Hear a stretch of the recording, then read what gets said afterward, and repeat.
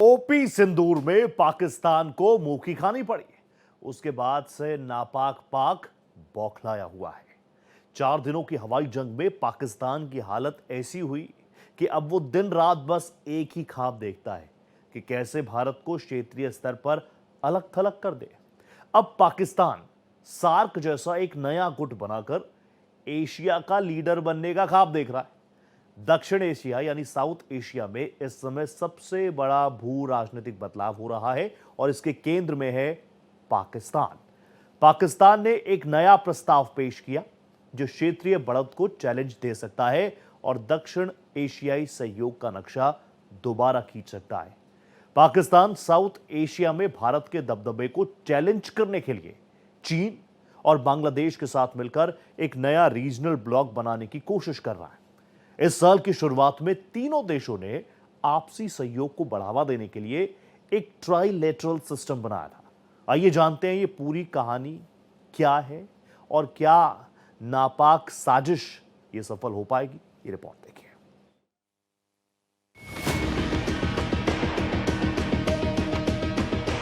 भारत को अलग थलग करने की कोशिश। पाक चीन का नया ब्लॉक। क्या बदल जाएंगे क्षेत्रीय गठबंधन?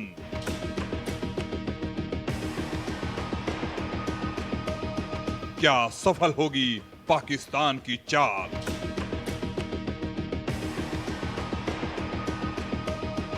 बांग्लादेश चीन को शामिल करके नया खेल।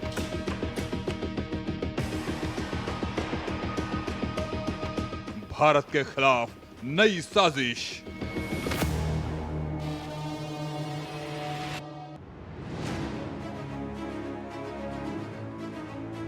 पाकिस्तान चीन और बांग्लादेश के साथ मिलकर एक नया ब्लॉक बनाने की तैयारी में है। यह प्रस्ताव मौजूदा सार्क की कमजोरी को भरने की कोशिश है, जो भारत पाकिस्तान तनाव के कारण लगभग ठप है। हालांकि बहुत कम संभावना है कि अन्य क्षेत्रीय देश भारत के साथ अपने संबंधों को ताक पर रखकर इस ब्लॉक से जुड़ेंगे। वर्ष 2025 में सार्क की स्थापना के 40 वर्ष पूरे हो गए। भारत के कई प्रयासों के बावजूद सार्क वह राजनीतिक और आर्थिक स्वरूप नहीं ले सका जिसके लिए उसकी स्थापना के समय प्रयास किए गए थे। इसका एक बड़ा कारण पाकिस्तान का नकारात्मक रवैया और बहुत ही विरोधाभासी कूटनीति है। पाकिस्तान लंबे समय से सार्क और दक्षिण एशिया की राजनीति में चीन के प्रभाव को बढ़ाने की वकालत करता रहा है। उसी के दबाव में 2007 में सार्क सम्मेलन में चीन को सार्क में ऑब्जर्वर देश का दर्जा दिया गया। ऑपरेशन सिंदूर के बाद भारत पाकिस्तान के बीच तनाव बरकरार है। पाकिस्तान भारत से इतनी बुरी तरह पिटा कि उसके दिमाग में बस एक ही बात चलती रहती है कि कैसे भारत के खिलाफ साजिश रचे। ताजा मामला सुनकर तो हर कोई हैरान हो जाएगा। पाकिस्तान को फितूर चढ़ा है, या तो भारत को सार्क से बाहर कर दिया जाए या उसी शार्क की तरह एक नया गुट बना लिया जाए। इस खेल में पाकिस्तान ने चीन को भी शामिल किया है, बांग्लादेश को भी भड़का रखा है। समझते हैं पूरा मामला।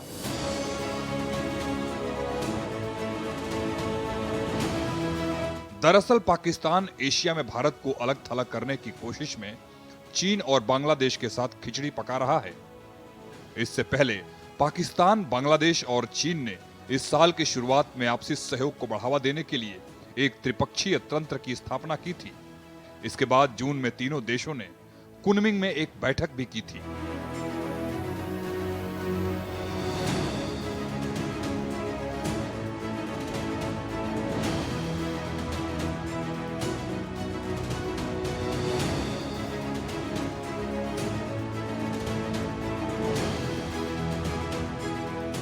आज सार्क से बाहर निकलकर पाकिस्तान दक्षिण एशिया की राजनीति में एक नई कूटनीतिक जुगलबंदी का प्रयास कर रहा है।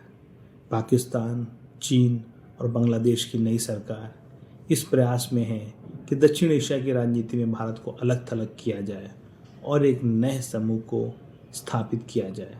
लेकिन यहाँ पर सवाल ये है कि वह देश जो आर्थिक रूप से कंगाल और कमज़ोर है, क्या वो किसी दक्षिण एशिया के राजनीतिक संगठन को स्थापित कर पाएगा? नंबर 2, चीन के सहयोग के सहारे कब तक और कितना समय तक कोई भी क्षेत्रीय संगठन कारगर हो पाएगा? और नंबर 3, भारत के बगैर किसी भी दक्षिण एशिया क्षेत्रीय संगठन की संकल्पना क्या वास्तव में पूरी हो पाएगी? ये सारे प्रश्न बहुत महत्वपूर्ण हैं।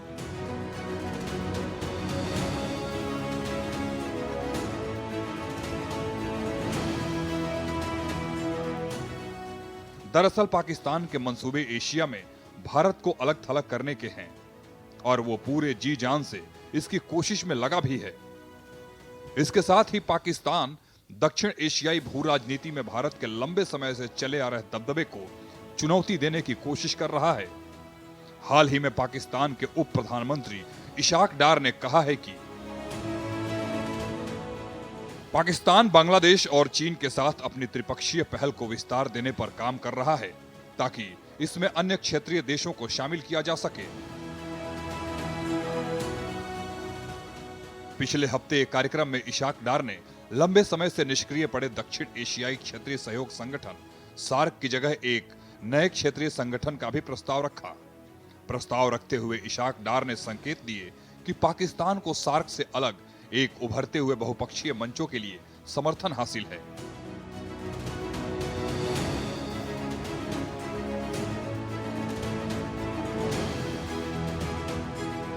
पाकिस्तान और बांग्लादेश ना आपस में कनेक्टेड हैं भारत के बिना, ना ही तो चीन और बांग्लादेश कनेक्टेड हैं भारत के बिना। भारत के बिना यहां पर कोई भी एसोसिएशन, कोई भी कनेक्टिविटी मुमकिन नहीं है। यही हमारे को याद रखना चाहिए। और जिन अस्मिताओं की आज़ादी की बात हमें रखनी है, उनके खिलाफ जो नस्लकुशी, जेनोसाइड, एक न्यू कॉलोनियल अप्रोच के साथ, एक्सप्लॉयटेशन के साथ पाकिस्तानी आर्मी, प्रॉक्सीज, एजेंसीज एवं सिविल डिस्पेंसेशन पाकिस्तानी पंजाब में बैठकर चला रही है, उसके खिलाफ हमें आवाज उठानी चाहिए। अपने आप इस प्रकार के षड्यंत्र रूपी ट्राइलैटरल, मल्टीलैटरल तिगड़ियां सब ध्वस्त होंगी। ऐसे ही भविष्य इस क्षेत्र का भी और विश्व का भी कल्याण की ओर जाएगा।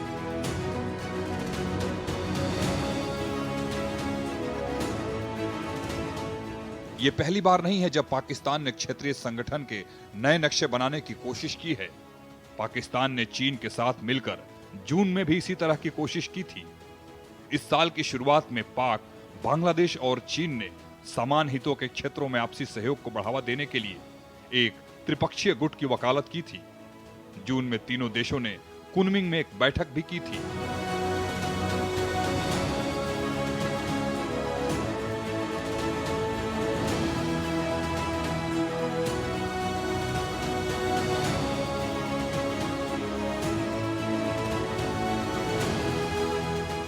दरअसल पाकिस्तान, बांग्लादेश और चीन ने इस साल की शुरुआत में कॉमन इंटरेस्ट के एरिया में आपसी सहयोग को बढ़ावा देने के लिए एक ट्राइलेटर सिस्टम बनाया था। इस साल जून में तीनों देशों ने कुनमिंग में एक मीटिंग भी की।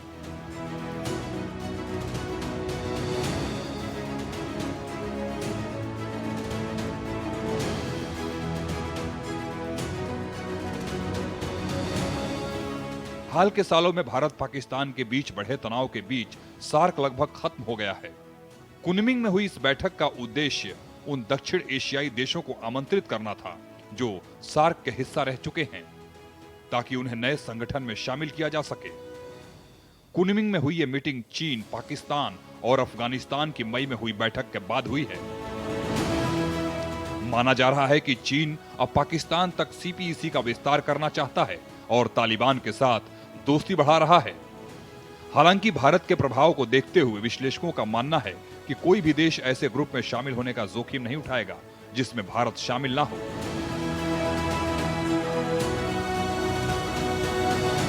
चीन पाकिस्तान के बीच जो गठजोड़ है उसको हम कूटनीति की भाषा में ऑल वेदर फ्रेंडशिप बोलते हैं। ये सामरिक, राजनीतिक और आर्थिक तीनों स्तरों पर है।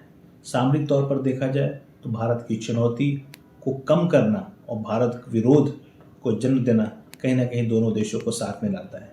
पाकिस्तान के परमाणु कार्यक्रम में सहायता की बात हो या पाकिस्तान को सैन्य सप्लाई की बात हो, मिसाइल्स की सप्लाई की बात हो, रडार सिस्टम की बात हो, टैंक हो, इन सभी मामलों में चीन ने पाकिस्तान की मदद की है। पाकिस्तान की सैन्य सप्लाई का लगभग 80% हिस्सा आज चीन से आता है। इसके अलावा आर्थिक आधार पर पाकिस्तान की अर्थव्यवस्था को मजबूती देने के लिए वर्ष 2025 में मार्च में $2 बिलियन और जून 2025 में $1.2 बिलियन की आर्थिक सहायता चीन ने पाकिस्तान को की है। इसके अलावा दोनों देशों के बीच जो सामरिक गठजोड़ का आधार चाइना पाकिस्तान इकोनॉमिक कॉरिडोर है, जिसके माध्यम से चाइना ने पाकिस्तान में 40 बिलियन से अधिक का निवेश किया है।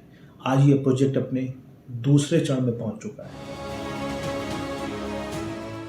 इस स्तर पर पाकिस्तान का प्रस्ताव केवल महत्वाकांक्षी नजर आ रहा है।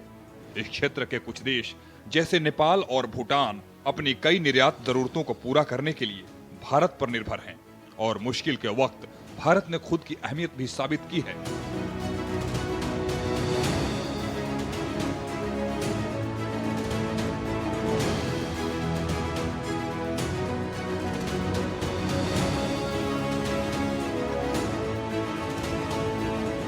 इस बीच भारत ने क्षेत्रीय सहयोग के लिए बिम्स्टेक यानी bay of Bengal initiative for multi sectoral technical and economic cooperation group पर ध्यान देना शुरू कर दिया है, जिसमें पाकिस्तान शामिल नहीं है।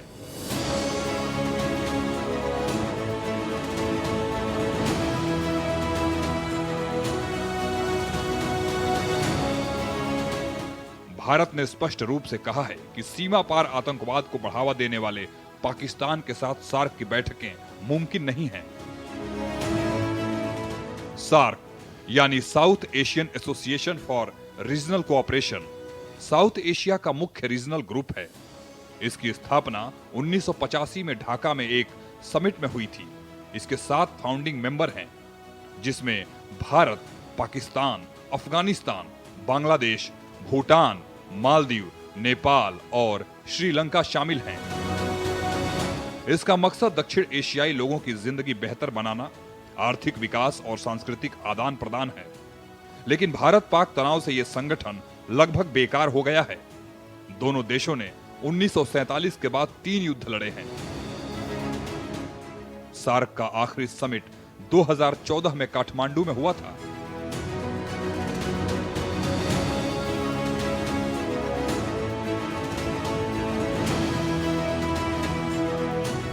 पाकिस्तान जिस नए मंच की बात कर रहा है, उसमें संभावित रूप से बांग्लादेश, श्रीलंका, मालदीव, नेपाल, भूटान और अफगानिस्तान को शामिल करने की कोशिश हो सकती है।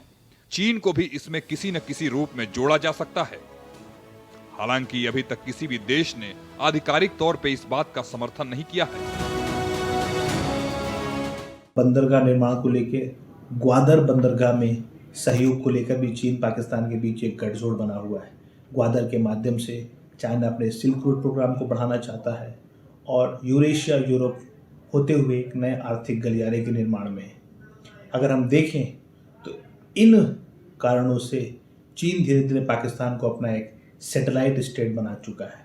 हाल के वर्षों में दक्षिण एशिया की राजनीति में भारत को कमज़ोर करने के लिए चीन, पाकिस्तान और बांग्लादेश के बीच एक नया गठजोड़ सार्क के नाम से बन रहा है। अगर हम ऑपरेशन सिंदूर को ध्यान करें तो उस समय भी पाकिस्तान की मदद करते हुए चीनी मिसाइल्स और चीनी इंटेलिजेंस ने पाकिस्तान को सहयोग किया था। कहीं ना कहीं भारत विरोध और भारत की चुनौती चीन और पाकिस्तान संबंधों का आधार है। इन दोनों का उद्देश्य दक्षिण एशिया की राजनीति से भारत को अलग थलग करना और भारत को कमज़ोर करना है। इसलिए भारतीय विदेश नीति को चीन पाकिस्तान के इस गठजोड़ पर नज़र रखनी होगी और किसी भी प्रकार की ऐसी चुनौती के लिए तैयार रहना होगा जो कि मिलिट्री चैलेंज भी हो सकता है और जो कि पॉलिटिकल चैलेंज भी हो सकता है। एक्सपर्ट्स मानते हैं कि भारत के साथ रिश्ते खराब करने के डर से नेपाल, श्रीलंका, मालदीव जैसे छोटे देश नए मंच की पूरी सदस्यता लेने से हिचकिचाएंगे। वे सिर्फ अनौपचारिक स्तर पर हित बातचीत करेंगे। अगर ये प्रस्ताव आगे बढ़ा तो भारत बांग्लादेश रिश्तों में और दूरी आ सकती है और भारत चीन क्षेत्रीय प्रतिस्पर्धा भी बढ़ सकती है। बांग्लादेश की पूर्व प्रधानमंत्री शेख हसीना के हटने के बाद बांग्लादेश के भारत संग बिगड़ते रिश्तों ने स्थिति को और जटिल बना दिया है। जैसे जैसे बांग्लादेश भारत से दूरी बना रहा है, चीन चुपचाप बांग्लादेश के राजनीतिक और आर्थिक ढांचे में अपनी पकड़ मजबूत कर रहा है।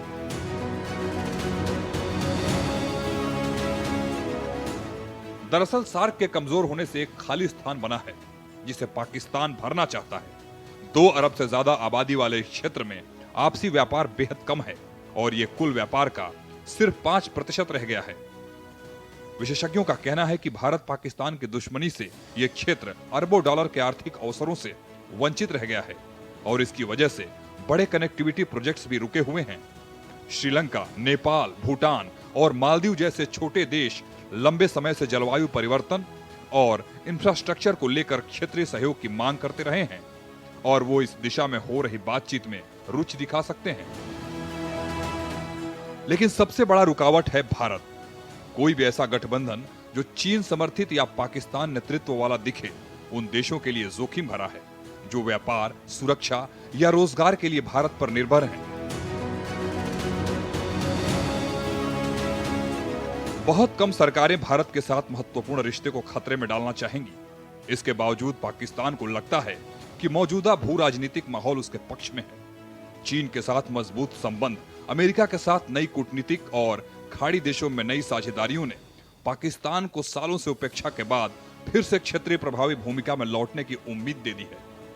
ये प्रस्ताव दक्षिण एशिया के लिए एक निर्णायक मोड़ साबित होगा या अविश्वास।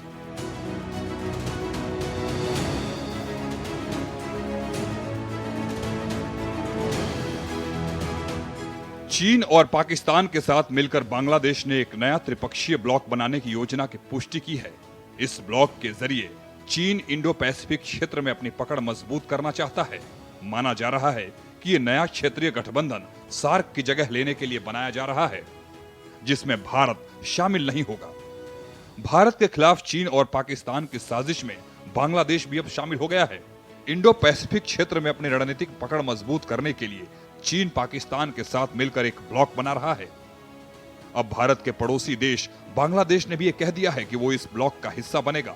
बांग्लादेश के विदेश मामलों के सलाहकार तौहीद हुसैन ने कहा है कि पाकिस्तान के साथ किसी भी ब्लॉक में शामिल होना बांग्लादेश के लिए संभव है। बांग्लादेश की तरफ से यह टिप्पणी पाकिस्तान के विदेश मंत्री इशाक डार के उस बयान के बाद आई है जिसमें उन्होंने चीन, पाकिस्तान, बांग्लादेश को शामिल करते हुए एक नए त्रिपक्षीय ब्लॉक बनाने का इशारा दिया था। उन्होंने कहा था कि ब्लॉक की शुरुआत हो चुकी है और क्षेत्र के दूसरे देश भी इसमें शामिल हो सकते हैं। बांग्लादेश समाचार एजेंसी BSS की रिपोर्ट के मुताबिक बांग्लादेश के विदेशी सलाहकार ने कहा, भारत को छोड़कर पाकिस्तान के साथ किसी क्षेत्रीय ब्लॉक में शामिल होना बांग्लादेश के लिए रणनीतिक रूप से संभव है।